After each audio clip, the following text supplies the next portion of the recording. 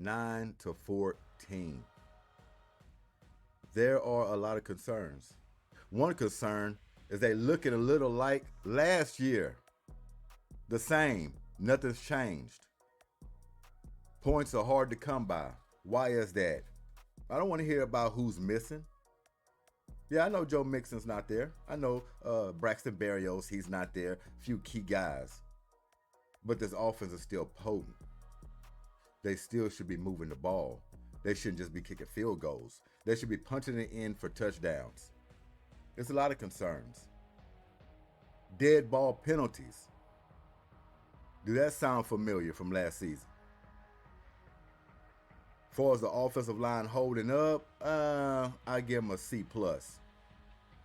A C+. CJ Stroud had to shuffle his feet a little too much to get out of the way. But I will tell you this, CJ Stroud has got to play better. Did he have a bad game? No, he didn't have a bad game. He didn't have a good game either. He basically was emergency quarterback. Put a Band-Aid on it. Stop some of the bleeding. But they needed a full patch-up job in this game. And it's crazy to me because the Rams, right? Rams they don't have no fantastic great defense. They got a good pass rush. But secondary, not so well. Don't have all pro linebackers running around making plays. So why is this offense struggling to move the ball, to score touchdowns, settling for field goals, continuously doing 3 and outs? They can't figure that out. This game right here against the Rams, the place that the Texans are trying to go, you can't lose games like this. I'm looking at the Rams. I'm like, this wasn't just like a defensive battle where they just couldn't score points. They shot themselves in the foot, lack of discipline, not knowing how to improvise when plays are breaking down on the run. That's why I say CJ Stroud has to play a lot better. This is it for him. This year, he has to show something. He can't patty cake his way through this season. Not this year. You got the LA Rams mixing a little old with the young. Got some veteran presence for the quarterback position, wide receiver position. Stingley was getting the business from Devontae Adams. Tough cover for anybody. Stingley did his best. And Stingley looked like he had a little stinger early in this ball game. Luckily, he was able to recover, because you lose that guy, shit, the dam's going to break. You're really in trouble. So when Devontae Adams catches balls, gets a lot of yardage, you just shake your head and go back to the huddle. You tried your best. He's an all-pro great. Not many people could hang with him. Stingley did a pretty damn good job. I mean, he kept him on 100. But somebody else named Puka Nacua tore it up. Tore it up. What he had, 10 catches for 130 yards? And then you look across him for the wide receiver for the Texans, and you say, what happened to Nico Collins?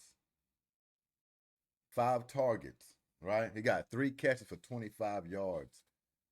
Now, I'm not going to sit up here and say they wasn't rotating Nico Collins, they wasn't covering him up, knowing he's a focal point of the offense. Of course they're going to roll to him. That's their job, to take him away. But the offense wasn't aggressive enough, at least trying to get him the ball. Show us that he can cover him.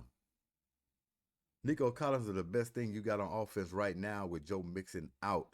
So you have to, I don't want to say force the ball to him, but you got to move him around, give him some quick wide receiver screen throws. You can give him some quick passes to get him involved, early, middle, and late. You don't have to just throw down the football field to try to get him the ball. That might be Nick Caley's job, right? But we're not going to say nothing about Nick Caley right now. This is only week 1. This is only game 1, okay, against the Rams. We have all season to criticize Nick Caley if that's the case. But this offense has to get on schedule. Dead ball penalties, mental lapses. It's the same thing as last year so far in this week 1. And I heard CJ Stroud at the press conference talking about, well, they gave us some exotic looks that we weren't prepared for. Exotic looks? Exotic looks that he wasn't prepared for. Look, man, if you could spell exotic looks with 3 letters, it probably would be NFL. You're going to get exotic looks next week, the rest of the season. That's what defenses do in the NFL, CJ Stroud. I don't like CJ Stroud's press conferences. They don't give you anything. They stale, they're dull, more of trying to make excuses more than anything, or we're going to get better next game. You know, he always has this kind of lazy kind of approach, and it just don't give you anything. And saying they threw something exotic, look, I didn't pick the Texans this week. And this is the reason why. Because of things like this I expected throughout this game. Not being disciplined, not being able to continuously move the ball to get touchdowns instead of 3 points, locating these great receivers that the Rams have, covering them up. Defense cannot get off the field on key third downs. One of them cost them the game. It was the last play. You stop that, you give yourself a chance. Big hit by Al-Shaair. Big hit, knocking that ball out, giving the Texans another chance at it to go down and win the football game. And that was the moment right there for C.J. Stroud to march this team down the football field and win this game in fashion. But an outstanding, do you hear me? An outstanding defensive play by the Rams linebacker. What's his name? Landman, last name Landman or something like that. But what's so killing about that play is they said that this guy does this in practice all the time, and he said he was going to get him one, a punch out in this game. And he goes out there and executes it. Hey, man, you can't beat that. Hey, when you beat like that, you just beat. That was an outstanding play by him. Forget about the tackle. Get the football back for your team. That was an outstanding punch. Clean. Can't do nothing about that but tip your hat to him. But after all that, you still gave yourself a chance. But you just can't get off the football field when it matters the most. So yeah, this game here was very frustrating. Number one, for the offense only putting up 9 points. Texas offense is a hell of a lot better than that. Just for now, I don't care how good a defense is. It could be the old Ray Lewis defense. You could score more than 9 points. And the Rams defense ain't like that. They made some key plays when they needed to make some key plays. C.J. Stroud was off schedule a little bit, but he has to make off-schedule plays. Every time they get a little groove going, dead ball penalty or something, false start, illegal motion. But they got fortunate on a couple of flags as well from the Rams. Roughing the passer, couple of holding calls in the secondary. So this game was nip and tuck, all right? It was up for grabs.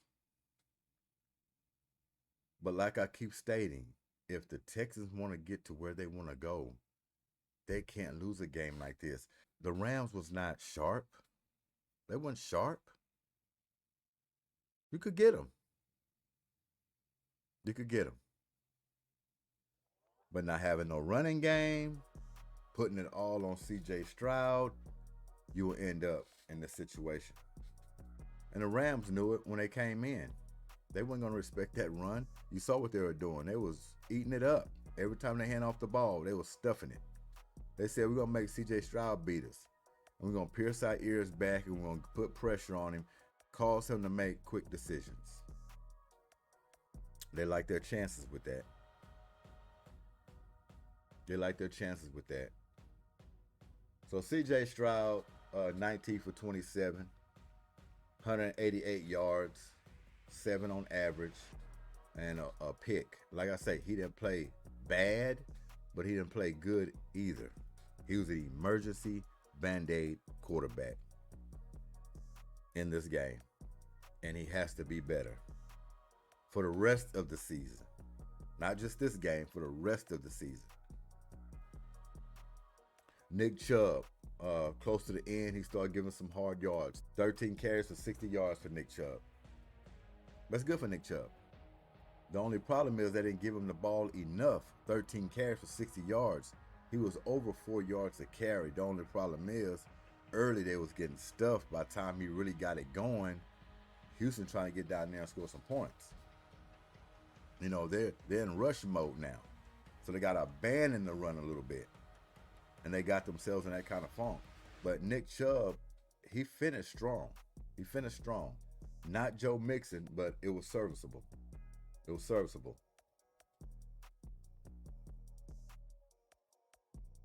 But other than that, no running game at all. Jaden Higgins came in. He made a play or two. Good for the rookie there. He looked like he could be promising. We might could depend on him a little bit. Xavier Hutchinson, same thing. He came in and played well. Dalton Schultz, he caught some good balls.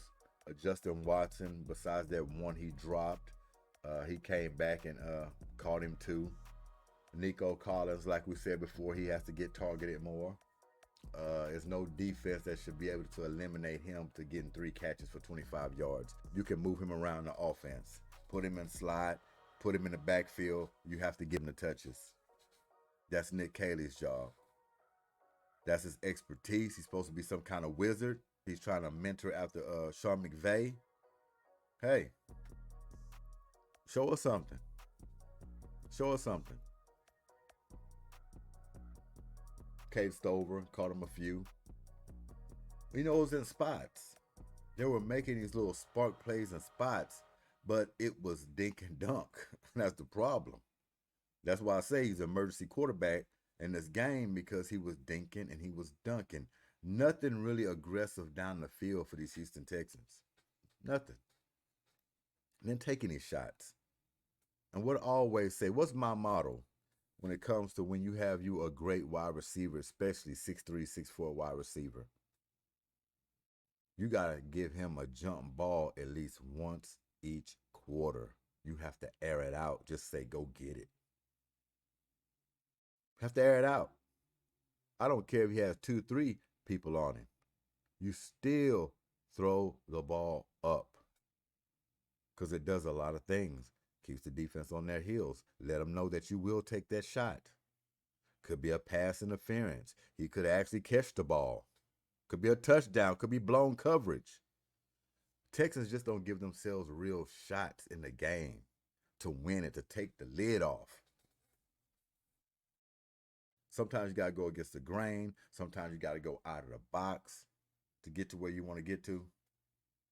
Instead of letting the defense wall you in, they'll force you to dink and dunk all game long. So you done wasted all the clock, time possession to get down there and turn it over or end up with a field goal. Because that's what teams want you to do. They want you to milk that clock away and come away with a little or nothing. Every time. Either a turnover or a field goal after a 14-play drive. That's what they want you to do. But they can come back and Then when you get it, slow drag. Because the more plays that you have on offense, more chances the defense can take the ball away. A fumble, an interception, penalties. That's why you got to be sharp. And the Texans hasn't been sharp. Leading back to last season. There's no more excuses for the Texans. It's not.